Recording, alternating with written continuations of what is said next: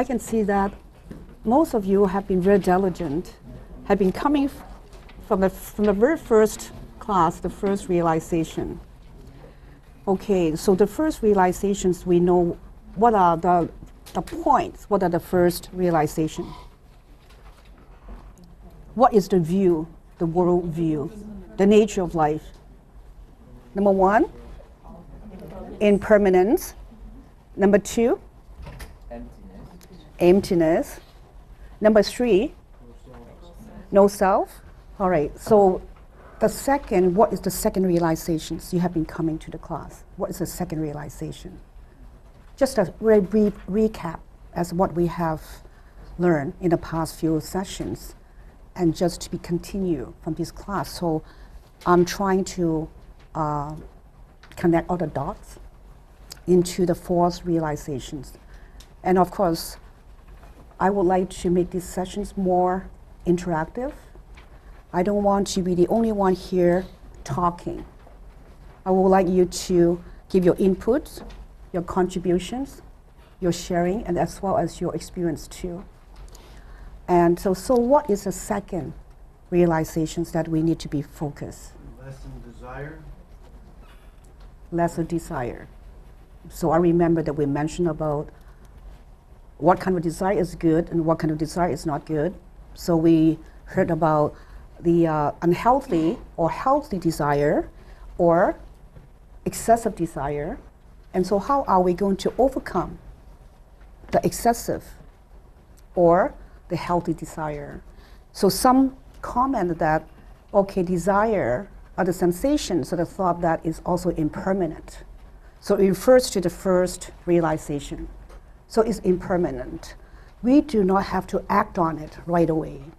If we realize that that desire is really excessive, that will cause us to suffer or to harm others, then we may be able to stop for a few seconds and contemplate the nature of the desire, whether or not we need to act on it or we can delay. So that is a part of the cultivations in our daily life when we encounter something like that. So, and in this class, perhaps we would like to focus more on the practice, the way to practice and the applications of the concepts instead of, because I think the first session, the second sessions, and the third sessions, we focus a lot, we have a lot of quite elaborate discussions on the concepts. So maybe these sessions we would like to focus a little bit more on how are we going to apply and feel it, to touch it, the concept that we can actually, feel it and touch it and see it, instead of just a concept that's something outside of ourselves. What Buddha has said is nothing outside of ourselves, it's all within us. So he has encouraged us to look inward, to contemplate, to examine ourselves. And so when we talk about the demon, the Mara, so basically it's something that within us, it's not something outside of ourselves, but anything that within us that would be anything that would do against us, that to ourselves, would not be beneficial to us. So this is the qualities that undesirable within us that we might want to get rid of or to overcome. Those are the shortcomings. So what we call the demons. So the last sessions we talk about contentment.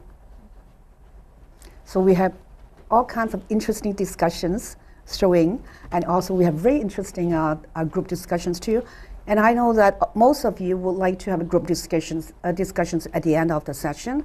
So we will try to have 20 minutes or half an hour, depending on how elaborate the discussions, how detailed that you want the discussions, the group discussions would be. Okay, so we talked about the last sessions. We talked about contentment. So we have all kinds of contributions, and also what is the contentment?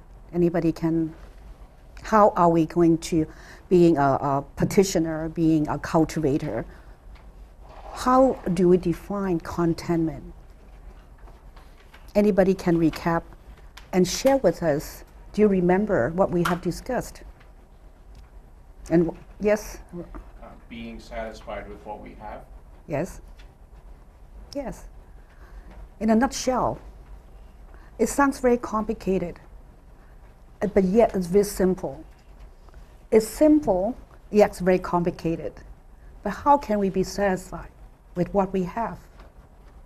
Because all the mind, the thoughts all over, the five aggregates, right? Telling us different things like thousands of times every day. So how can we arrive at a state that we can be satisfied with what we have? It's not easy, it's a tall order. We all know that. So at the end of the sessions, oh yes, we know we have all the methods, we have all the systems, we have all the guidelines and all the tools to help us, but it's hard.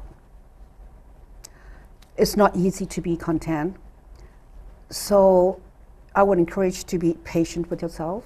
We talk about diligent, and talk about the laziness leads to downfall.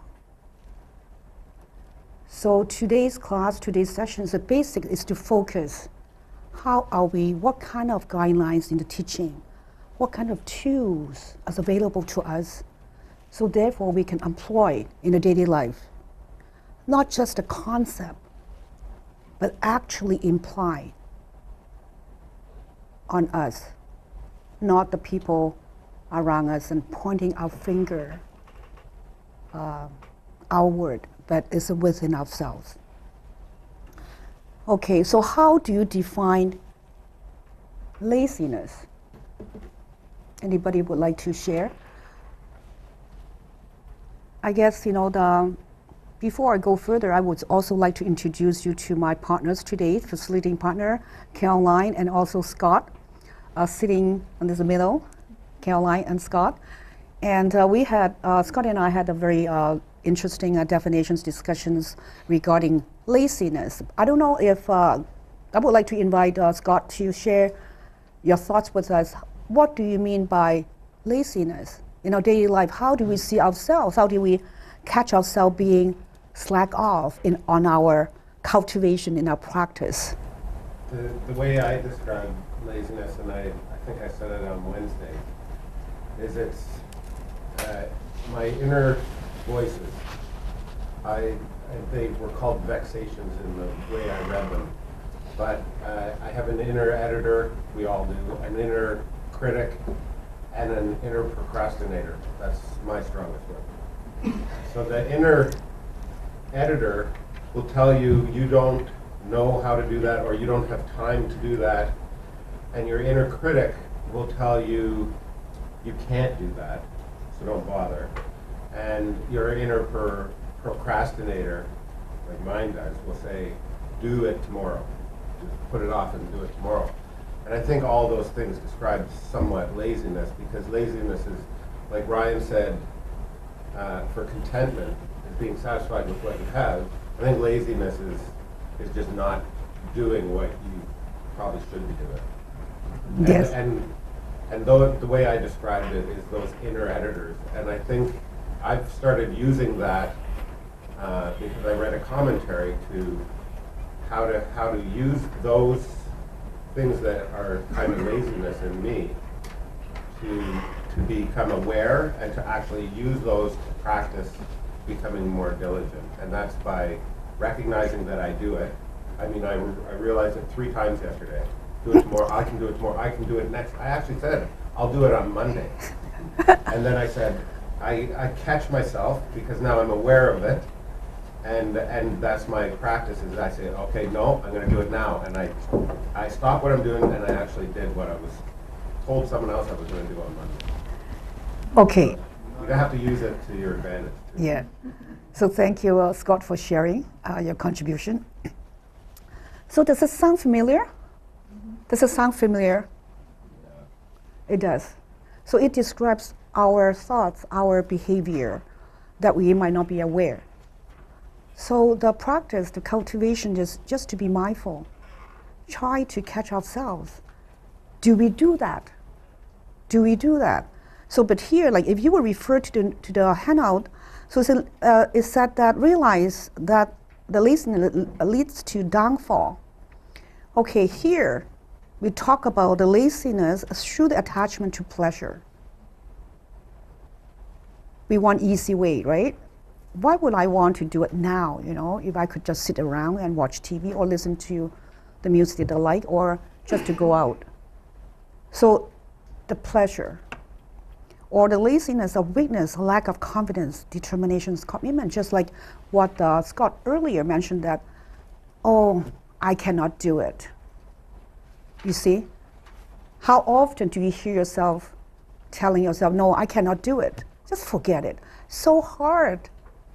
Right? We talk about all these methods, we talk about all these cultivations and practices. Yes, I know. Yeah, I know. I heard about that. I know it's a very beneficial. I know it's useful, but it's very, very hard. So this is the laziness that we refer to. Lack of confidence, lack of resolve, lack of commitment. So this is what we refer to here. And also the third one, the laziness based on ignorance and self-defeating behavior. So does it sound familiar? We might not admit, we don't admit that, oh, when do I do that? I did not do that. Everything that I do has been very positive, have served me well, not self-defeating, right? So the application side of it is to be mindful based on the realizations 1, 2, and 3. And these 3 sessions, these 3 realizations have actually provide methods and the systems and the practical way and how we can be aware when it happens. So that's what we call Buddha's way of life. You hear people say, oh, Buddhism is a way of life. Yes, a way of life. It's a Buddhist way of life. You try to use the concept, actualize the concept, and apply it to something that you can actually feel, you can actually see and touch, not just cold concept that you see from the books. Try to make them come alive into your life. So until that time, until that point, it will not be beneficial for us. So this is the diligence, that's what we talk about here today. So I guess the 4 demons, I think we already have covered in the past few sessions. We talk about greed. Anybody knows what is greed? Excessive desires, hoarding, excessive desire. Excessive desire. So of course, there was an argument. How about the desire that I want to get ahead? I want to progress on my spiritual path. So this is healthy. This is encouraging desire. So here we talk about the excessive desire, the greed, that we will do anything to get what we want. And when we get it, it's not enough, and we want more, and we want more. It does not end. So that is, I think we already cover. And ask yourself and contemplate and just to be aware, to be mindful of your own experience in your daily life. Is there any point in your daily life that you have that sensations? When your body experiences that sensations of, I want this, I have to think about, I have to get whatever I want to get it, to do whatever I have to get it. So what kind of sensations you're experiencing? And when you cannot get it? What kind of anxiety that creates, that sensation creates physically? So try to contemplate that sensations when you have that excessive desire that cause you anxiety, cause you anxious and agitated. So this is something that I talk about, that I refer to as something, the concept that we can actually feel and touch is not something that very cold, that outside of ourselves, separate from ourselves. So anger and hatred, do we ever feel angry? Do we ever have that sensations of hateful? Sometimes. Sometimes we do. So what kind of sensations running through our system, physically, our body? What kind of sensations that we experience when we have that sensations of being very angry and that hateful, the sense of hate when we see something or when we see someone that we don't like, or when we see someone are different from us? Earlier I asked Roma, look at me. Do you like what you see? She said, yes, I like what I see. And what do you see? And she described what she sees in the object of her mind. But she can also, behind her mind, that no, I don't like what I see. And her inner voice would tell her, because I don't like the color of her skin. And I don't like the way that she talks. So there's all little things, you can be aware of. So that is the 5 aggregates. That's something that actually we can feel, we can experience. How often do we have that? I don't like my coworker. Contemplate as why? It's because I don't like the way he or she talks on the phone or interacts with me. I just don't like it. She does not look at me. And we believe that we are right. And when we have that experience, when we have that sensations, that experience, how do we feel? Actually, we don't feel good. The one who suffers is not the other person that you don't like. It's a person that you are the one, you feel agitated, your temperature rise a little, your heart rate goes a little bit faster, you're a bit nervous, you're not calm, you become clumsy. So you can observe yourself. When your mind produces sensations of experience, actually your body experience that your body is a manifestation of the thought of what you would behave or interact with yourself or with others, with the people around you, with your environment. So I think we talk about, so that is ignorance too, the part of it. I think we cover on the first session, the 5 aggregates we touch on. I do not want to go further because I don't want to bore you, because in the first 2 sessions we have elaborate discussions and sharing on our form, perceptions, mental formations, and also the perception for mental formations and consciousness. So basically these 5 aggregates is explanations to describe, to explain a deluded mind, the thought process of a deluded mind. So we talk about the Buddha mind. Buddha mind is something that, a mind that is enlightened, is awakened, so is a Buddha mind. So deluded mind is the mind that is still unenlightened or deluded. So 5 aggregates is a very, very elaborate system to describe us, nobody else, you, to describe you, ourselves. It's a very elaborate system in order for us to really know who we are. I want to know who we are. That's why I come to the class. Don't look further. You don't have to go look further. So the system in the Buddhist teaching, that's one aspect that you can investigate. So you have that information to find out who you really are. Of course, you will require studies, meditations, daily contemplations in your daily life, during the interactions, the thought interactions with yourself, with the people around you, with your natural environment, your inner world and the external world.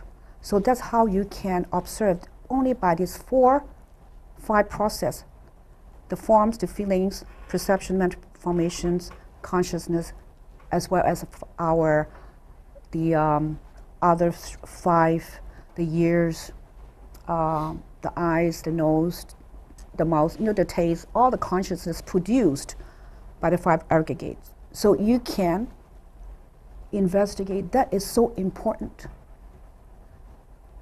To investigate our mind, to investigate who we are, and to find out what Buddha actually has referred to. Did he talk about something outside of ourselves, or he was actually talking about you or me?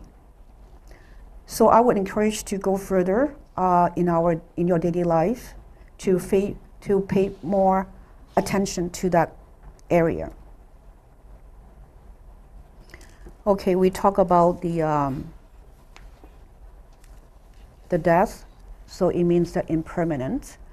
So I think we also have a very elaborate discussion on the first realizations, because we have 2 sessions on the first realizations. That I think we have. I would imagine that I would assume that you all have a pretty good idea about what is impermanence.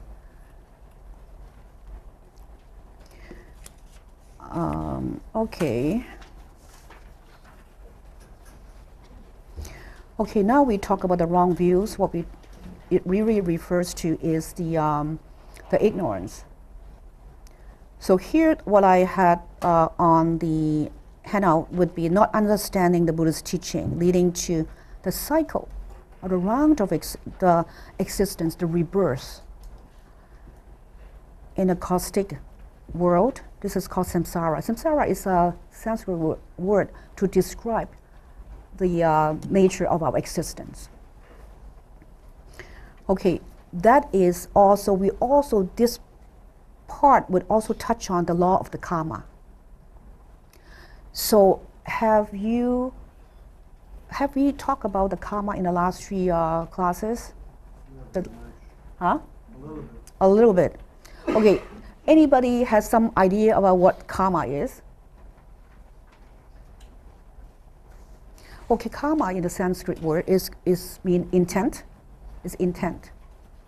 Some interpret as action, but I would like to tends to use the word is intent. Anything that generated by our thoughts, consciously. So there are 3 types of karma, the sources generated. So one is wholesome. Wholesome meaning that you have the wholesome thought. So because of the thought, it would manifest in the way that how you speak to others. So when you have a pure thought, when you wholesome thought, so when you speak to others, would be pure speech, would not be harmful. We would be mindful.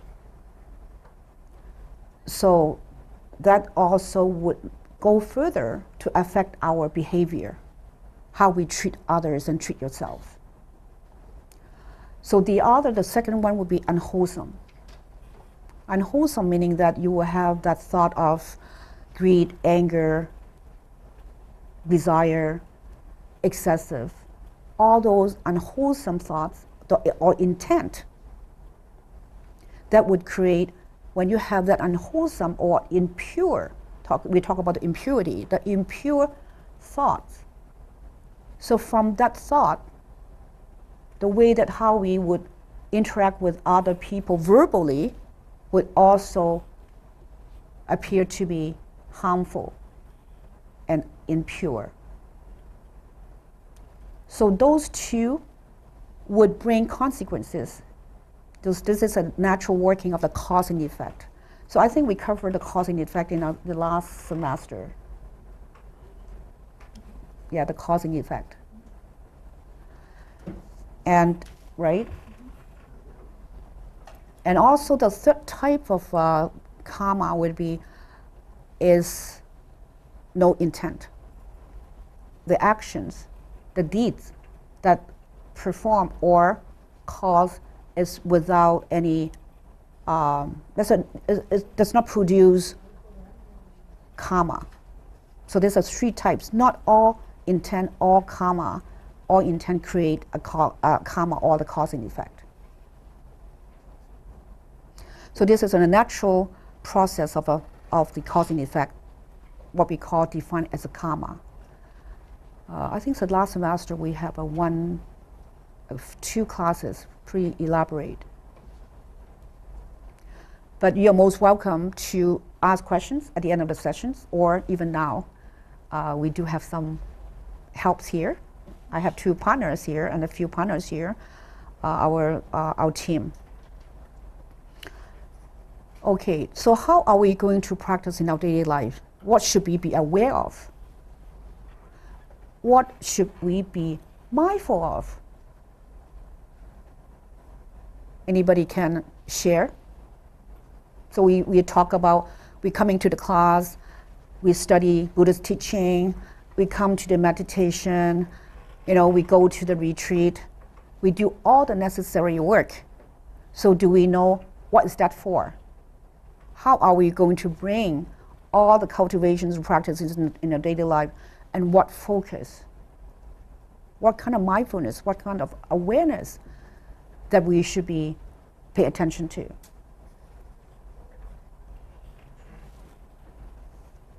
I guess we want to strive for moral behavior and for wisdom, right? Right. Another aspect is also to focus on our bad habits, because these are the most challenging ones in terms of changing the way we usually do things. Yes. I think in the last semester we also cover one session's destiny, right? Our habitual habits, our habitual tendencies to do things without thinking, is automatically, without delay a little, to stop and to see what kind of consequences would that action bring. So I think in the last semester, and I might want to add, would be basically is no killing. This is to be mindful, no harming to others. So we talk about body, speech, and mind. So that's what Buddha talks. He talks about 49 years. He talks about how are we going to transform our mind and to bring about peace and happiness and real happiness in our life. So you will see in all teachings and all sutra, he talks about the mind, the thoughts, the impurity. How are we going to purify our mind? And how are we going to, when our mind is purified, everything would go okay. The way that we talk verbally, the way that we perform verbally, or the way that we perform physically will be wholesome, will be beneficial, not only to yourself, but also to all sentient beings, to all beings. I don't know if some of you, I think we came to the Thursday night talk about how are we going to protect the environment. So we talk about the sentient beings and non-sentient beings. We are here not only to benefit the sentient beings, like humans. We are here to protect, to love human animals. That's very, very important. We talk about interconnectedness in that conference on Thursday night. We hear from all the leaders or the spiritual leaders, they all come together to talk about the interconnectedness, how we are interconnected with each other, not only as a human, as a humanity, but to all species.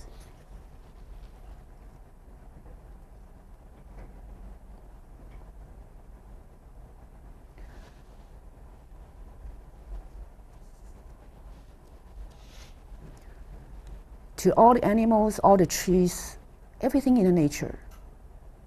This is our responsibility. This is the way, this is our cultivations and our practice. Not only to love each other, to help each other, to come here to learn to be a better person, but only to love others. Not only to your neighbors, your families, your co-workers, your friends, but we go further. All species, all animals, anything that in this world, the mountains, we talk about the leader, one of the spiritual leaders, he talked about the mountains. We have to take care of the mountains. We took care of the water, the river. There's a 5 mindfulness that we need to cultivate. It's no killing, no stealing, no lying, no sexual misconduct. That's in a nutshell. The 5th would be no intoxication. So this is the 5 areas that we need to be mindful of.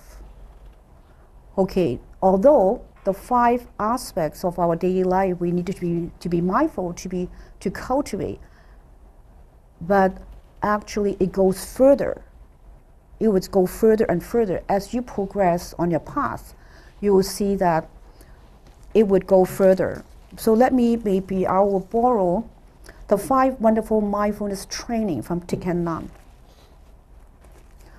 So he said, aware of the suffering caused by the destructions of life. So this is the mindfulness that we need to be cultivate. I vow to cultivate compassion and learn ways to protect the lives of people, animals, plants, and minerals. I am determined not to kill, not to let others kill, and not to condone any act of killing in the world, in my thinking, and in my way of life. So this is the first one referring to the no killing. That is the precepts that we must uphold if we would like to improve our lives.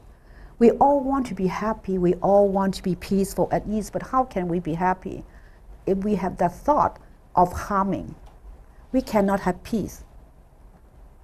We cannot have peace. So the second mindfulness that we need to train ourselves and to cultivate is aware of the suffering caused by exploitation, social injustice, stealing, and oppression. I vow to cultivate loving kindness and learn ways to work for the well-being of people, animals, plants, and minerals.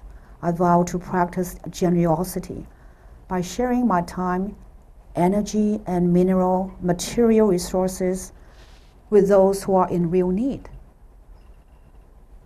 I am determined not to steal and not to possess anything that should belong to others. I will respect the property of others. I will prevent others from profiting from human suffering or the suffering of other species on earth. That we need to be mindful. This is the goal that we aim. The third mindfulness that we have to uphold in our daily life, aware of the suffering caused by sexual misconduct.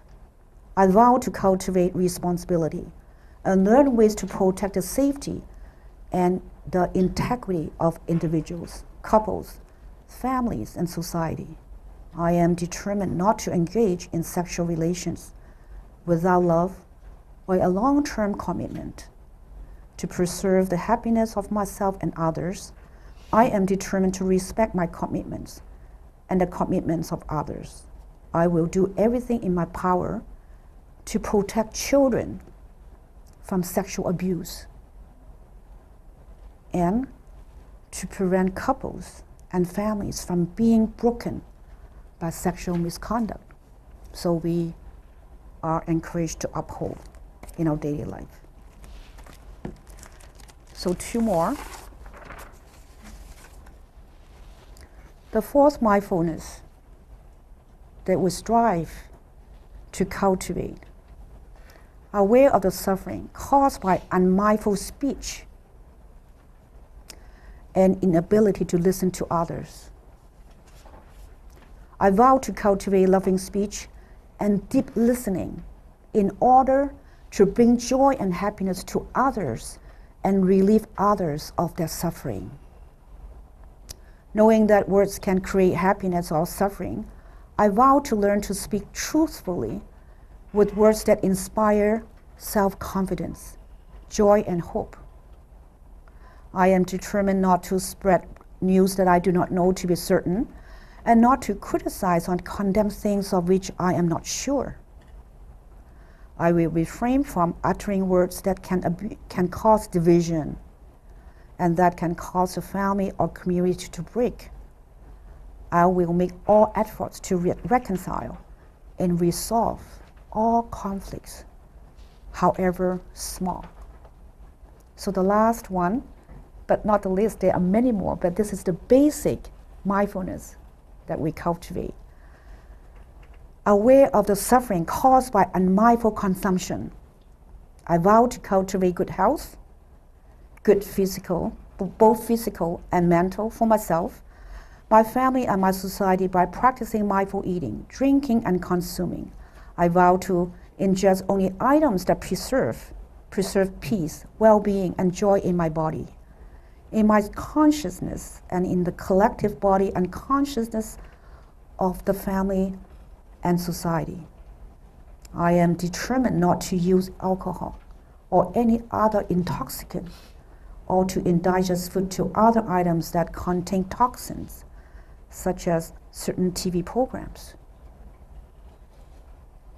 magazines, books, films, and conversations. I am aware that to damage my body or my consciousness with these poisons is to betray my ancestors, my parents, and my society, and the future generations. I will work to transform violence, fear, anger, and confusions in myself and in society. I understand that a proper diet is crucial for self-transformation and for the transformation of the society. Okay, those are the 5 points that we would be encouraged to bear in mind. It's not easy. That's why there are many revenues, very many channels in the Buddhist system to help us, as I repeat again and again. So take whatever that would be beneficial, would help you at this point in your life. We won't be able to do all that overnight. We take long time, we take years and years, and just be patient. So I think this is what we call the karma, and so that would be elaboration of the cause and effect and the karma that we are talking about. The action, the body, speech, the deeds that produced, caused by the thought, the speech, and body, the physical actions. So we should be mindful. I don't know if you heard Sifu always talk about the 3 good deeds. She talked about it in a nutshell. But this is the more elaborate, more detailed information that I hope that you can walk away, you can take home as a reference that I share with you today. And so we talk about these 5 things. Of course, we need diligence. Though this is the focus of these realizations. Is we talk about, if you will refer to the handout, the page 2, we talk about the practice of a diligence. If you could just read it, I think basically we already cover it by our sharing. Then number C, the practice of the diligence is one of the parameters. I think hopefully in the future we will cover the six parameters. The diligence is the 4th parameters within the 6 parameters. The 6 parameters is a focal practice of the enlightened being, bodhisattva practice. So if you would just go through that number C. Okay, if you would go further down the mental diligence, yes, we talked about earlier, we talked about the practice of being mindful about our thought, our behavior, for the purpose of eradicating our tendency of greed, anger, and ignorance. So all those 5 points that we try to cultivate and to be mindful on our daily basis. So physical diligence. So we talk about how we should take care of ourselves. The 5 mindfulness. The 5th one, the mindfulness training. How we should take care of ourselves. Should not inject anything that's harmful to your body, any toxins. So to take care of yourself, the physical diligence that requires, of course, discipline and commitment and determinations. So physical diligence entails all of the activities that are required of our bodies to perform mental diligence. They work hand in hand. We have to be, because body and mind, they have a very close relationship. As we said earlier, when we are angry, we can actually feel the sensations going through our body, our system, that cause you very uneasy, and you cannot find peace. When that sensation happens going through, how can you be at ease? How can you be joyful and happy? So that is the physical actual practice. That would include the time spent in studies, meditations, helping others, like today, this morning, volunteering, helping others. So that's a part of the cultivation. So Alexander, he said that, he did not know what's happening, but at the end, there's a nice feeling. At the end was happy. Everything falls into place. It wasn't very organized, but everything worked out at the end, isn't it? It worked out. So helping others in our now today is the volunteering, offering your time, giving your time, whatever that you can to help and work with each other, to interacting with each other. Maintaining our surrounding, getting a reasonable amount of exercise and rest. We cannot just stay up in the computer or TV until 3 o'clock and getting up at 6 o'clock, go to work. You would not have a very productive day the next morning, the next day. You won't. So you have to take care of yourself in order to have a productive, positive, beneficial day, the next day, to yourself and to others. So number D, understanding the 4 right efforts. I would like you to turn your attentions to that D, understanding the 4 right efforts. And I would like to have 1 or 2 volunteers to say it out loud. Anybody can say it? Anybody can volunteer? Caroline, can you just say it? Understanding the 4 right efforts. Understanding the 4 right efforts. The effort to prevent the arising of unwholesome states which have not yet arisen. You good? Yes. 2, the effort to bring the cessation of unwholesome states which have already arisen. Greed, anger, hatred, aversion, sexual desires, ill will, resentment, remorse, anxiety, fear, etc. All the negative sensations. 3, the effort to bring forward wholesome states which have not yet arisen. And 4, the effort to develop further wholesome states which have already arisen. Generosity, discipline, concentration, kindness, compassion, understanding, respect, diligence, gratitude, etc. All the positive sensations. Right. So these 4 right efforts, so this one is included in the 37 Aids to Enlightenment. So this is one aspect of our daily practice. So I would extract that to put it here. That's the 4 right effort. So 37 Aids to Enlightenment, there are many, many points that we have to follow. So I use some of the sutras from the 37 Aids to Enlightenment Sutra. And so if you have a chance, you can read that, and it will show you what does it mean by diligence, and what does it mean by commitment and discipline in your practice. Not only in a Buddhist way, in a Buddhist practice, but in your daily life. The way how you interact with your families, with your spouse, with your children, with your parents, with your siblings, or your co-workers, your neighbors, your strangers, or the people that who are not the same as you, or the people who are different from you. So how are you going to cultivate? And so those are the points that Buddha has taught us that can be applied to all aspects of our life, wherever that you think you can use it to help you. Okay, so we have about 20-25 minutes. So any questions, any comments so far? And then I would like to leave about 15 to 20 minutes for the group discussion. If you want group discussions. Do you want group discussions? Yes. So any comments or any questions so far? That's basically that would conclude today's session.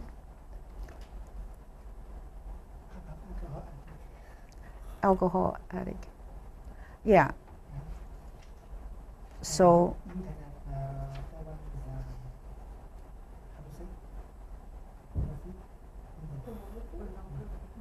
yes, that's already in the fifth. That is a part of the toxin. Toxin not only enough for our body, for our mind. That's what it refers to. We have to understand that the Buddhist teaching, other than focusing on our physical, our 5 aggregates, our physical organs and our body, all body parts and 4 elements, describe in details about what we are and what we are made of. But also there is a very profound and in-depth component, is the mind, right? So the toxin, that, yes, because it would poison our mind. So we must avoid. So yes, any sharings and any comments? Yes. I did learn while reading about the 5 precepts that although not taking intoxicants isn't in itself a wrong thing to do, it leads to excess and doing the wrong thing, and in some cases actually leads as a gateway to the other 4 of wrongdoing. So in itself, it doesn't seem as straightforwardly wrong as the first 4 would be, but it's in itself like a gateway precept that if we're not mindful enough, it might lead to wrongdoings in the other 4 categories. Right. Ryan, he got it. It's not that we are against so much about alcohol, because alcohol is a part of the culture. But if you have the insight, that's why they have all these organizations, the Mother Against Drinking and Driving, why the penalty is so harsh on drinking, driving, and you can see all the statistics, all the stories about how what kind of impact and damage the alcohol can, if we just carry away and excessively consume, excessive consumption of the alcohol. And even something as minor as consuming time with the internet, for example, how it can waste our time and Yes. not give us a more meaningful means of practice. Yes, because our time is very short, impermanent, right? So time can just go and then we might not be here anymore. So there's a one saying that, the present moment is the only thing that you have. The present moment now is the only thing that you are sure of. You will not be sure the next moment whether or not you will still be here listening to the teaching, have an opportunity to practice, to apply, right? So that's why you don't want to waste time. So that is, it's a very disciplined, but it does not mean that, you have to do that. That's step by step. So that would conclude today's sessions, and thank you so much for coming today. And that is now we will have our discussion group time.